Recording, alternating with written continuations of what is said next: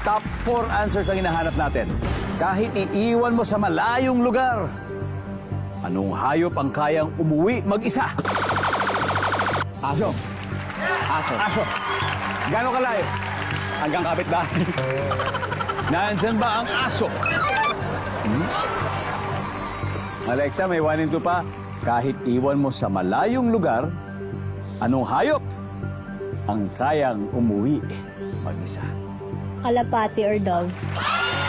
Marami pong mga trained na kalapati sa Metro Manila. In fact, kung huhukayin ng kalapati ang lupa sa Pilipinas sa ilalim, kahit humabot sa kabilang dulo ng daigdig, ang kanyang tutumbukin ay ang bansang Brazil.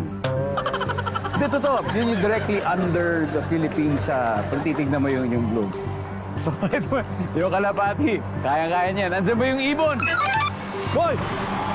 Mas mataas. Alexa, pass or play? Play. Play, okay, let's play this round. Last na, Lia. Pusa. Kahit iwan mo sa malayong lugar, yung pusa kaya umuwi mag-isa? Pwede po. Talaga? Nialaga ka bang pusa? Meron po. Na, talaga? That's one dog, si Jordan. Marami palang pets si Lia. Mukhang alam na alam niya. Sino sa dalawa ang mas obedient? Yung cat po. Yung cat talaga. Tingnan natin. Nandyan ba ang pusa? Top answers! Angela, isa na lang. Kahit iwan mo sa malayong lugar, hayop na kayang umuwi mag-isa. Wala, Tony. Kahit iwan mo sa malayong lugar, hayop na kayang umuwi mag-isa? Hamster. Hamster or daga?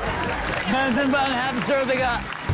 Wala rin. Guys, usap-usap na kayo. Alexa, kahit iwan mo sa malayong lugar, hayop na kayang umuwi mag-isa. Alexa, ano kaya to? Hula lang. Give it a guess. Now, eto na. Ang chance manalo ay nasa Sindao, Philippines. They have to get this right.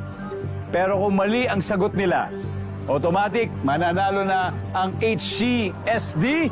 Pero bibigyan muna natin ng chance na Jong. Jong, ano? Kahit iwan mo sa malayong lugar, hayop na kayang umuwi mag-isa.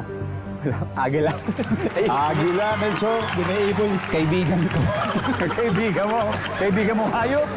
Ezra, kahit iwan mo sa malayong lugar, hayop na kayang umuwi mag-isa. Sige.